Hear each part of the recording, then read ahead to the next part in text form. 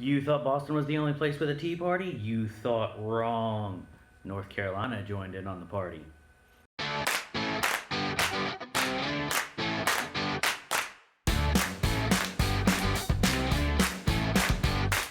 Welcome to Learning with Sprayberry, where we make social studies fun, easy, and educational. You ready to party? Me too. But this ain't that kind of party. Let's get down in Boston. Colonists, angry over a series of acts being passed, took to the harbor on December 16, 1773, and threw over $1 million of East Indian tea into the harbor. In response, England closed both the harbor and the government of Massachusetts. As news of this event spread through the colony, many colonists jumped on the train by hosting their own tea parties. North Carolina was no different.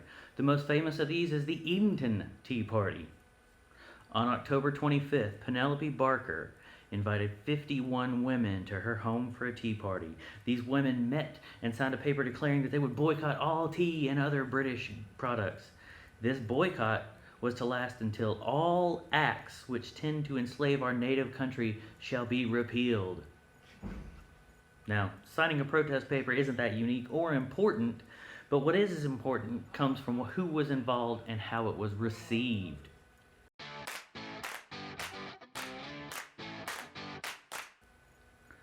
First, let's talk about who set this up. Women. Because women completed most of the household shopping.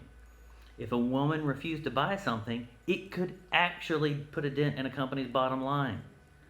Politically, this is also important. It made an impact. Keep in mind that this is the 1700s when women weren't allowed to own property or vote. So taking a political step towards an ideal is a big deal.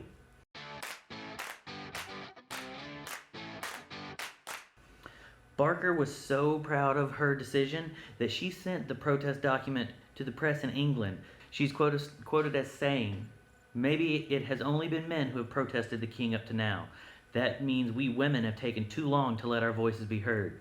We are signing our names to a document, not hiding ourselves behind costumes like the men in Boston did at their tea party. The British will know who we are." Once word reached England, it was treated with disdain. One artist crafted their own image of what they thought the party looked like. If you look closely, you can see that the image does not flatter anybody involved. If you look in the corner, you can see a baby left to fend for itself, hinting that the artist thought women should be more concerned with taking care of their families as opposed to political matters. If you look towards the center of the photo, you can see a woman who's flirting with a lecherous man. This is designed to imply that women were only involved in the political situation because it would draw the attention of men. Additionally, if you look all around the photo, there's a pretty large outpouring of alcohol throughout this party. So was it just an excuse to get drunk? Now, this tea party was unique in several factors. The least important factor was that there was no actual tea involved, which makes sense because they were boycotting tea and British products. But more importantly, this party was planned, executed, and promoted by women. As an opening into political involvement for women, it couldn't have been more important. The fact that it set England off certainly shows that it had the correct response. While it didn't directly help the tariffs harming the colonists, it certainly made the problem more observable. What do you think about the Edenton Tea Party? Should it be discounted simply because it was set up by women?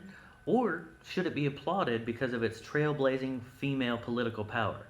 Comment down below and let me know. Alright, thanks for joining me here with Learning Stuff with Sprayberry. If you have questions, comments, or anything that you want to let me know, do it down below. Remember, this is where we try to make social studies fun, easy, and educational. Thanks.